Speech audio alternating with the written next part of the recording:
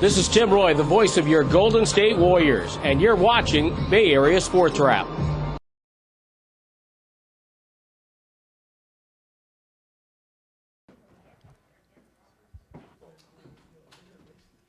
There, see, you're in the right spot now. Yeah, got to negotiate for it. Who wrote this?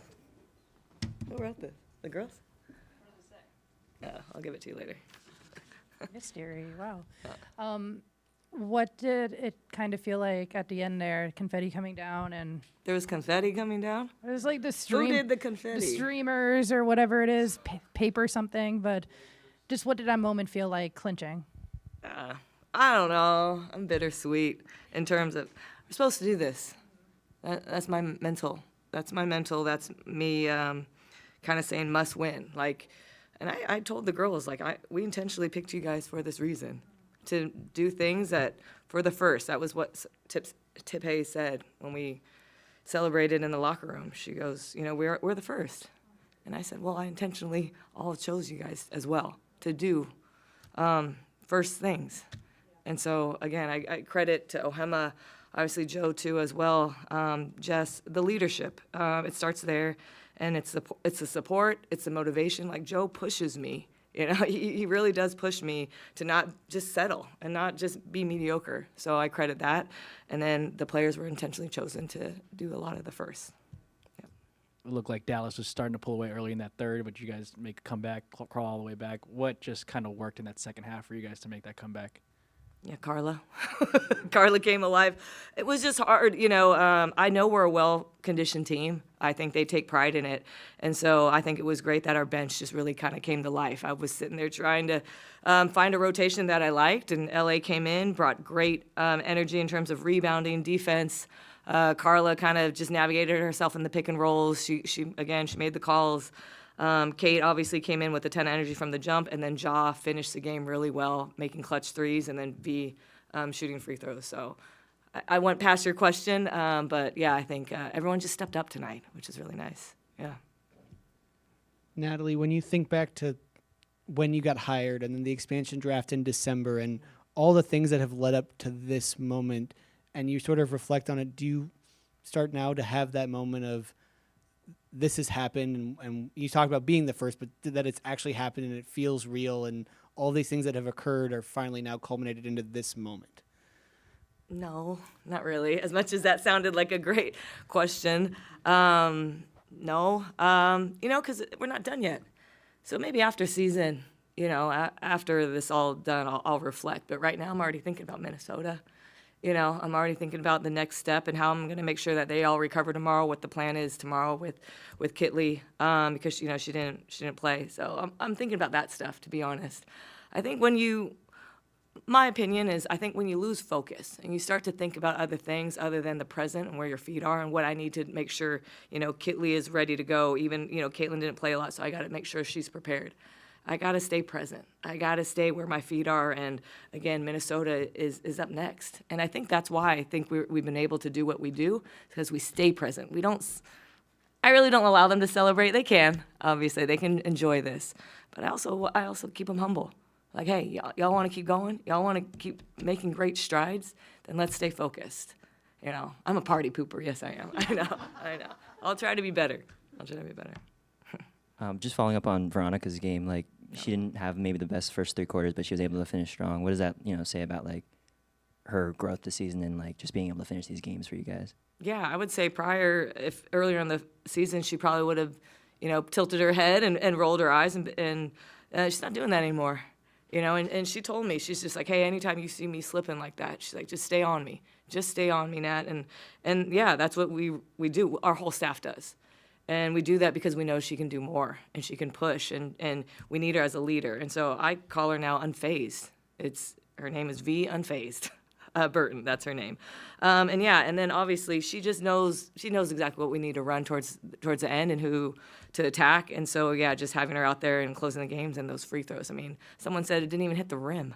So that's how, you know, clutch she is, and she likes big moments. The same thing with Carla. Like, we got a lot of players that like big moments, and so that's really good, you know, going into playoffs. Were you hyped when she hit that and one, or like the rest of the arena and the players? Yeah, because I didn't know what we're running. I was confused what was going on. But they said, hey, we know what we're doing, coach. They said, we know what we're doing. I was like, all right, because I was confused. But yeah, I mean, we know V can make big plays like that. So yeah, just again, proud within the moment. I did my little, I swear to God, you guys, I'm happy. But yeah, just again, proud of her. She deserves it. The crowd was unbelievable tonight. I mean, I couldn't hear anything. So it was great to have that support. Yeah. Natalie, I was going to ask you if you were going to let your players celebrate, but you already called yourself a party pooper, so I'll let that one sit. I mean, but you do have a point. I mean, with a couple games left in the season and seeding is still very much up in the air, how do you have to tell your players that of like, hey guys, the playoffs haven't started yet, and actually these 3 games are incredibly important to your playoff journey? Yeah, I mean, it's a learning tool right now because, again, we accomplished something that we set out to do, right? We set out that we want to make the playoffs. Boom. Now I have the X. It's a combination now of being healthy and preparing our rhythm going into playoffs. So I have to figure out a healthy balance of what I'm going to do. This is my first. So probably going to lean on my mentors and give them a call and see how I'm going to balance out the next couple games. But as of now, I mean, we want to beat Minnesota, I mean, we really do. We haven't beat them yet this season. They are loaded. They're talented. Their whole team is incredible, well coached, discipline on defense, and so we got a lot of things to prepare for. Yeah.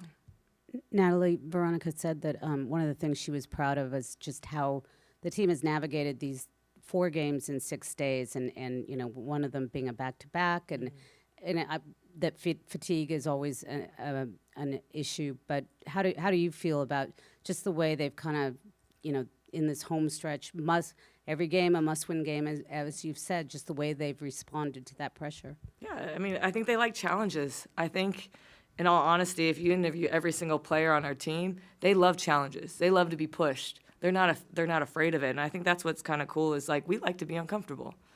And not a lot of people like to be uncomfortable. They don't like to be pushed. They kind of sometimes like to be stagnant, but I don't have that. I have 13 players that love to be pushed, be uncomfortable, and at the same time, when someone's uncomfortable, they're also supportive. Like I can hear in our timeouts, the people who were not in, they were encouraging. Come on, guys, keep fighting. I know we're a little exhausted, but keep fighting. Keep pushing, and that's what I was hearing, and that's great. That's when I think what V was saying is like we're continuing to push each other, have each other's back at all times, and then if like our bench needed to come and play, I mean our bench stepped up tonight, so that was really key. Is again anyone, anytime can step up and be ready. I think that's what's kind of neat of the layer that we could go into the playoffs knowing anybody can play. Hey, Coach. I'm not sure how to exactly ask this question, but pregame you were saying like your dad would say like you better like effing win. So now that I didn't say that. No, I didn't say that. What'd I say? That you better fucking win. There you go. There you go. I guess now that you won, what do you think he would say now? Go win another one. Go win the next fucking game is what he'd say. Yeah, I mean, if not, I would hear it from my dad. I would, on this way home, on a phone call or whatever, I would hear everything that we did wrong. That's what I would hear.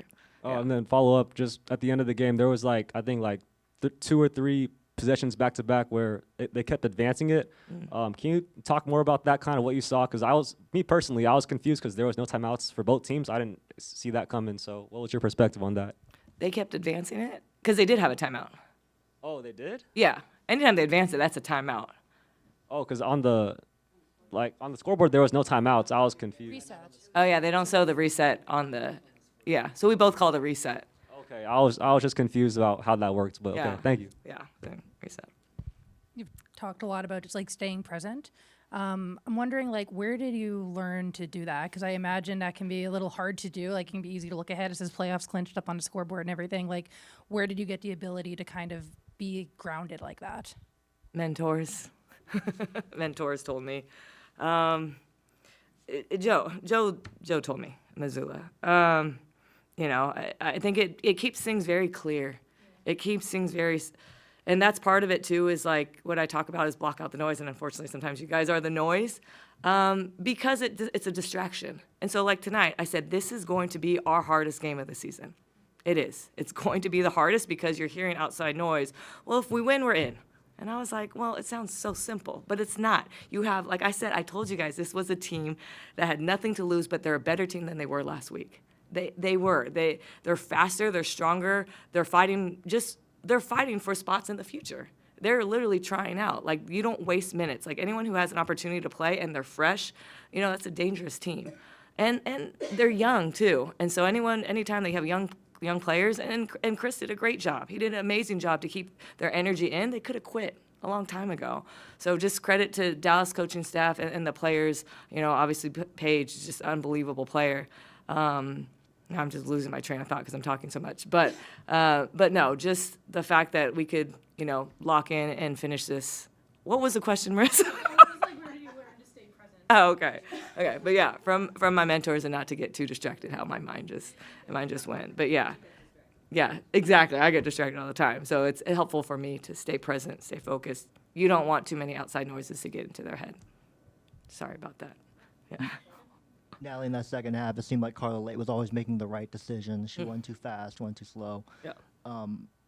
What kind of growth have you seen from her, especially in this last quarter of the season or whatever, when it comes to just her decision making and her ability to make those plays in key situations like that? Yeah, just tough decision making for her today too. And she was, if you could see her, she was telling everyone where to go. That's the growth where I've seen Carla go from like not really saying a lot, to now, like I said, she's taking English lessons, so she's feeling very comfortable calling out her teammates. She's confident. She's making the calls. She's making tough shots, and she was getting those offensive rebounds. So Carla, with her aggressiveness, she was making momentum plays, and she was basically like, give me the effing ball, like I got this. And so I have a luxury. I can go with Carla, I can go with V. I thought Caitlin Chen had great energy. Like, I have a lot of really talented point guards that I can go to, which is really nice. And were you telling Carla anything in particular during that stretch, or were you just kind of letting her go out and do her thing? We talked about 2 plays, and I said you could choose whatever you want. So she was the one making the calls. It's just whatever the defense, showed. She understands like the different kind of defenses that shows, and then she just reads it, and she was just picking it apart. Yeah. Coach, the girls talked about a little fiery conversation that you guys had with them when you guys were down double digits. Just curious if you can give us a little insight on what that sounded like. They said it really like pushed them. When you guys were down by double digits, that you guys kind of went off on them. Yeah. Because they weren't doing anything. So I can't, I don't want to say what I said. It's cuss words, and Morgan's trying to keep me away from the cuss words. Huh? Yeah, I use my, but there's a lot of cussing, and, but I basically say this is a choice. You guys want to make the playoffs, or this is all a choice. And it's also a choice whether you guys pick each other up, And I know we've been preparing for these moments, these tough moments when you're fatigued, but guess what? You guys are the best in shape. I can go out there and finish this if this is what you guys want to do. And I walked away, and boom, right away they're on top of it. They're calling each other out. They're holding each other accountable. Yeah. Sorry, I can't leak those ones. Those ones are. Yeah. You guys should just stand behind the bench and hear me. Natalie. Yeah. Do you remember that interview with Joe as well as he does? I mean, he remembers every detail of Joe Lakeup? When he decided to hire you on the spot, he said. And do you remember kind of winning that interview or how that went, and just hitting it off with him in a way that you thought, okay, this is really going to work? Well, at first I was very obviously nervous. I mean, Joe Lakeup, the winning culture. Obviously I did my research. I studied him and why he's so great. And I think what I read was like everything he does in terms of sets a goal for himself, he accomplishes it. And so that's kind of what I picked his brain about. Like, I tried to ask him more questions than he asked me because I was so inspired by just having an interview with him. So that was the first thing. And then within like 10 minutes, he was just like, okay. Like, he kind of was like, we're done with you asking questions. And he was like, whoever gets this job, you got to win in 5 years. That's the requirement. And then that's when I said, hey, sign me up. Like, that's all. That's the type of personality that I am, is when you doubt me or if you put a good challenge in front of me, I'm going to go after it 100%. And so as we got to talking, too, because that was obviously, exciting for me to hear. Like, that's the type of pressure I'm going to have. Great. But he reminded me of my dad, of it just in terms of, okay, I got this goal. I'm going to work my ass off, and I'm going to accomplish it. And then the second thing, then he's, because he was an owner in Boston, right, prior to this. Isn't that correct? He was an owner, but did you guys know that? Yeah. And so he's been, wanting this and planning this to win championships here in the Bay.